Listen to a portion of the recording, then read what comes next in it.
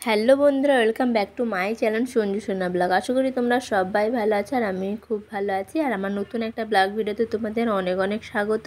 আর এখন রেডি হয়ে গেছি আমরা শুভ ভাইয়ের বাড়িতে যাব বলে, আমি আর তোমাদের দাদাভাই। তার আগেই বলে দিই, তোমাদের দাদাভাইয়ের আজকে জন্মদিন। বাড়িতে মা বাবারা জন্মদিনটা ধরে নেওয়ার পর তারপর আমরা দুজন মিলে বেরোবো শুভ ভাইয়ের বাড়িতে যাওয়ার জন্য। মা তো পায়েস করে নিয়েছে আর আমরাও তৈরি হয়ে গেছি, একদম রেডি হয়ে গেছি, কারণ এখানে জন্মদিনটা ধরে নেওয়ার পর আমরা বেরোবো।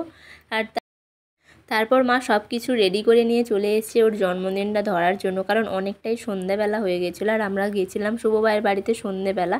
আর প্রথমে জন্মদিন ধরার জন্য মা মালা পরে দিয়েছিল, তারপরে চন্দনের ফোঁটা লাগিয়ে দিয়েছিল। আর दुआ तुमको देता जहाज सारा, मुबारक हो तुमको जन्मदिन तुम्हारा।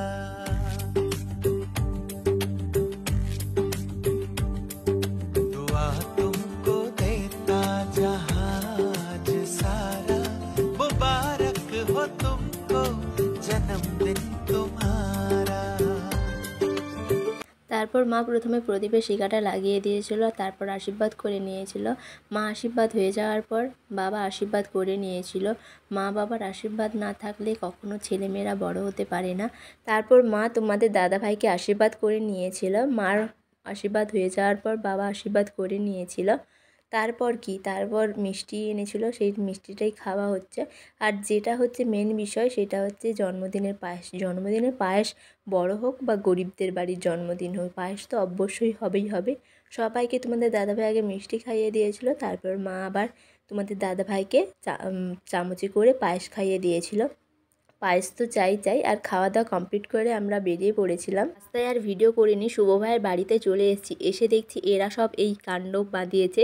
ওরা সবাই তোমাদের দাদাভাইকে সারপ্রাইজ দিয়েছে জন্মদিনের জন্য। তোমাদের দাদাভাই তো অবাক হয়ে গেছে পুরো। हो तुमको जन्मदिन तुम्हारा।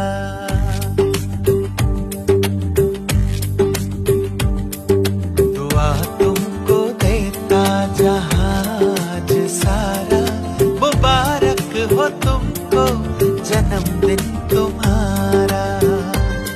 সত্যি কথা বলতে তোমাদের দাদাভাই তোমাদেরকে বন্ধু হিসেবে পেয়ে ভীষণ খুশি হয়েছে, কারণ তোমরা সুখে দুঃখে সব সময় আমাদের পাশে থাকো। আর এরকম যে জন্মদিন করবে আমিও ভাবিনি, তোমাদের দাদাভাইও ভাবেনি। আমি পরে জেনেছিলাম যে এভাবে জন্মদিনটা পালন করা হবে। আমি তোমাদের দাদাভাইকে কিছুই বলিনি। আর যাই হোক, এখানে শুভ ভাইয়ের বাড়িতে কিন্তু খাওয়া দাওয়ারও ব্যবস্থা করেছিল, এখানে সবাই খাচ্ছিল। খাওয়া দাওয়ার পর সবাইয়ের খাওয়া দাওয়া কমপ্লিট হয়ে গেছে। এবার তোমাদের দাদাভাই কী জন্মদিনে গিফট পেয়েছে এটাই তোমাদেরকে দেখাই। আর দেখতে পাচ্ছ এটা হচ্ছে আয়না, আর আয়নার মধ্যে এখানে একটা বোতাম আছে, বোতাম টিপলে আমাদের বিয়ের ছবি বেরাবে। আর এই ছবিটা আমার কিন্তু খুবই ভালো, খুব একটা পছন্দের ছবি। আর এই ভিডিওটা না আমি বাড়িতে এসে করেছিলাম, যেহেতু শুভ ভাইয়ের বাড়িতে করা হয়ে ওঠেনি, ওই কারণে ভাবলাম তোমাদের সাথে তো শেয়ার করতে হবে জন্মদিনে কি পেয়েছে। ওই কারণে আমি বাড়িতে এসেই শেয়ার করেছিলাম আর এই ভিডিওটার সাথে এটা জুড়ে দিয়েছিলাম। আর ভাই না অনেক দিন থেকেই বলেছিল যে আমার জন্য দাদা একটা অ্যালার্ম ঘড়ি আনার জন্য, সেই জন্য তোমাদের দাদাভাই ভাইয়ের কথা রাখার জন্য অ্যালার্ম ঘড়ি কিনে এনেছে। অ্যালার্ম ঘড়িটা তোমাদের কেমন লেগেছে অবশ্যই কমেন্ট করে জানিও। আর কী গিফট পেয়েছে তোমাদের সাথে শেয়ার করি। ওটা তো পেয়েছে আর ওটা তো ভাইয়ের জন্য এনেছে। আর একটা হচ্ছে ফটো ফ্রেম পেয়েছে। এই ফটো ফ্রেমটা কিন্তু খুবই সুন্দর লেগেছে, দেখতে পাচ্ছ কী সুন্দর দুদিকে ফটো রাখার জন্য। এটা না কাচের, এটা আমাদের খুবই পছন্দ হয়েছে। সত্যি কথা বলতে এরা যে সবাই মিলে এত কিছু করবে সত্যি কখনো ভাবিনি। পরের দিন সকালবেলা ঘুম থেকে উঠে ফ্রেশ হয়ে গেছি, ফ্রেশ হয়ে এখানে আমি ভিডিও করছিলাম আর তোমাদের দাদা ভাই আর শুভ ভাই আর এখানে গেম খেলছিল। এরা তো গেম ছাড়া কিছুই জানে না। তারপর কি দিদা চা করে এনেছিল, সেই চাটা খাচ্ছিলাম গল্প করতে করতে। আর শুভ ভাইয়ের বোন আর মা গান গাইছিল, যেহেতু বোনের পরীক্ষা তো ওই কারণে প্র্যাকটিস করছিল গানগুলো। চা খাওয়া দাওয়া হয়ে যাওয়ার পর আমরা না দিদার গান শুনেছিলাম। খুব সুন্দরই গান করে, তোমাদের সাথে গানটা শেয়ার করি, তোমরা শুনতে থাকো।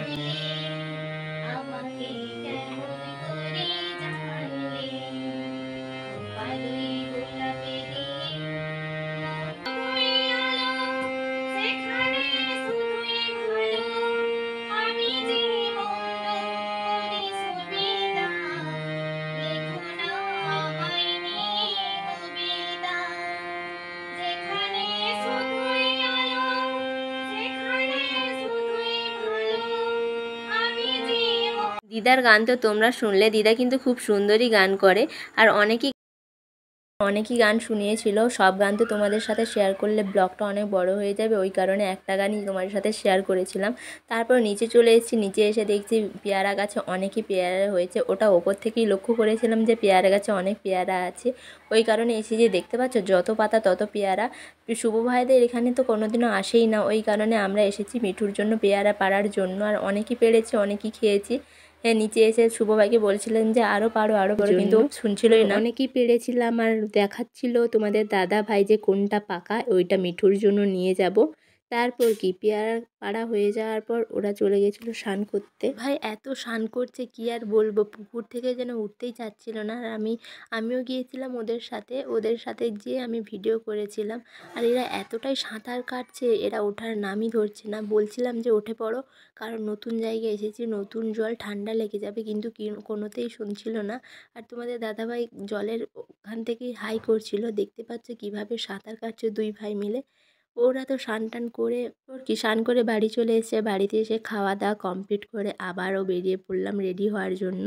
আর দেখতে পাচ্ছ তোমাদের দাদাভাই আমাকে লিপস্টিক পরিয়ে দিচ্ছিলো, আমি বলছিলাম আমি নিজেই পরিয়ে নেবো, কিন্তু ও শুনছিল না, ও আমাকে পরিয়ে দিচ্ছিলো। আর শুভ ভাই পাশ থেকে ক্যামেরা করছিল। আর আমরা রেডি হয়ে কোথায় যাবো জানো? সোমাদের বাড়িতে যাব, ওই কারণেই রেডি হচ্ছিলাম। আবার ওখান থেকে আমরা সবাই মিলে ঘুরতে যাব, আর বেরিয়েও পড়েছি সোমার বাড়িতে যাব বলে। শুভ ভাই যাবে না, শুভ ভাই তার বন্ধুর বাড়িতে যাবে, দেখতেই পাচ্ছ। আর এখানে আমি আর তোমাদের দাদাভাই দুজন মিলে সোমাদের বাড়িতে যাব।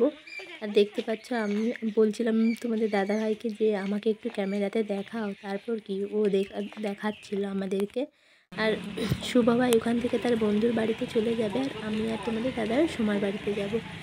তারপর দুজন মিলে চলে আসলাম সোমার বাড়িতে। সোমা প্রথমে আমাদেরকে কোল্ড ড্রিঙ্ক দিয়েছিল, তারপর লুচি করেছিল, সামাই করেছিল। ওখান থেকে খেয়ে দিয়ে আমি ড্রেস চেঞ্জ করে বেরিয়ে পড়েছিলাম ঘুরতে যাওয়ার জন্য। আর আমরা কত লোক মিলে ঘুরতে যাবো জানো? আমরা প্রায় 11 জন মিলে ঘুরতে গেছিলাম।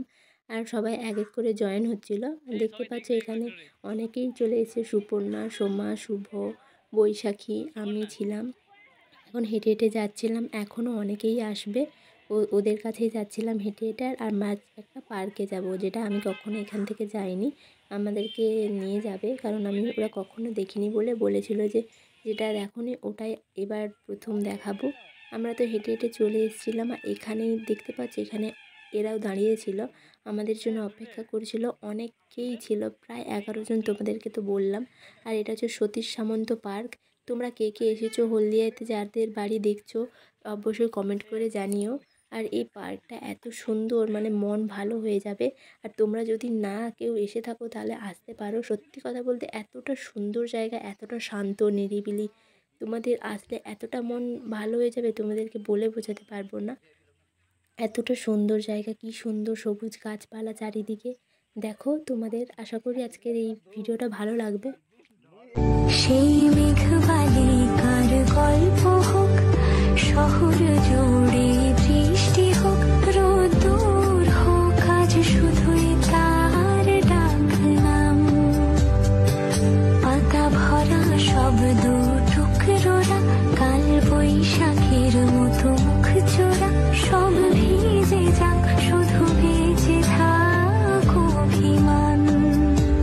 নতুন সকাল হলো, কপাল ছুলো তোমারই, বেঁধে রাখতে পারলে তুমিও হতে আমারই, শুধু আমারই। তোমরা তো দেখতেই পেলে কত সুন্দর জায়গা, গাছগুলো কিভাবে সাইজ করে কাটা হয়েছে, আর চারিদিকে শুধু সবুজের সবুজ।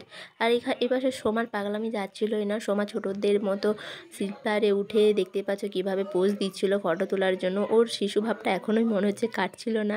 যাই হোক, আমরা ওখান থেকে সোমাকে তাকাচ্ছিলাম, আর তোমাদের দাদাভাই ওর স্ক্রিপ্টটা নিচ্ছিল। আর এখানে আমরা সবাই মিলে দাঁড়িয়েছিলাম, দেখতে পাচ্ছ অনেক গল্প টল্প করছিলাম। আমাদের সাথে যারা এসেছিলো তারা অন্য জায়গাতে আছে, কারণ অনেক বড় এরিয়া তো, সেই কারণে আমরা এপাশে দাঁড়িয়েছিলাম, আর তারা অন্যদিকে ঘুরছিল। তারপর আমরা একসাথে দেখা করে নিয়েছিলাম সবাইয়ের সাথে। তোমাদের দাদাভাই কীভাবে ভিডিও করছিল সবাইয়ের মুখের সামনে নিয়ে গেলে দেখতে পাচ্ছ। তারপর কি আমরা এখানে সবাই মিলে দাঁড়িয়েছিলাম, একটু পোজ দিচ্ছিলাম, একটু ঢং করছিলাম, আর কি মজা হলো, অনেক ঘোরাঘুরি হলো। তারপর কি অনেকটা সন্ধ্যা হয়ে গেছিলো, ওই কারণে আমরা সবাই মিলে বাড়িতে চলে যাব বলে হাঁটা দিচ্ছিলাম। আর এটা হচ্ছে হাতিবেড়া স্টেশন। এখান থেকেই আমরা গেছিলাম ক্ষুদিরামে। আর স্টেশনটা এত সুন্দর, কী বলবো, কত সুন্দর নিরিবিলি ফাঁকা। এখানে না একটাও তেমন লোক নেই, কারণ আমরা যখন আসি কটা বাজে ঠিক মনে নেই। আর ওখান থেকে আমরা স্টেশনের নিচ থেকে পার হয়ে আবারও হাঁটা দেবো, পুরোটাই হেঁটে হেঁটে আমরা যাচ্ছিলাম। তারপরে কি একটা রেস্টুরেন্টে এসেছি সবাই মিলে বিরিয়ানি খাবো বলে। আর সুপর্ণা হচ্ছে খাবে না, সুপর্ণার উপোস ছিল, কারণ ও শিবের মাথায় জল ঢালবে বলে। আর এখানে আমরা কতজন দেখতে পাচ্ছ, অনেকই জন ছিলাম। সবাই এখানে খাচ্ছিল, ভিডিও ক্লিপটা নিচ্ছিল, কিন্তু সুপর্ণা তো খাবে না। সুপর্ণার জন্য সত্যি কথা বলতে খুবই খারাপ লাগছিল। সবাই খাচ্ছিল, সুপর্ণা একা একা বসে আছে, আর আমিও পাশে খাচ্ছিলাম। আর কত লোক এসেছে তোমরা নিজের চোখে দেখে নাও। আর এই দুজনের সাথে আমাদের নতুন আলাপ হয়েছে। সবাইয়ের খাওয়া দাওয়া কমপ্লিট হয়ে গেছে, এবার যে যার মতো বাড়ি যাওয়ার পালা। সবাই বাড়ি চলে গেছে, আর আমরাও চলে এসেছি শুভ ভাইয়ের বাড়িতে। আবার কবে সবার সাথে দেখা হবে জানি না, আমরাও কালকে বাড়ি চলে যাব। আজকের মতো ব্লগটা এখানেই শেষ করছি। দেখা হচ্ছে নতুন কোনো একটা ব্লগ ভিডিওতে। ততদিন ভালো থেকো, সুস্থ থেকো, এবং আমার চ্যানেলটাকে সাবস্ক্রাইব করে দিও। টাটা।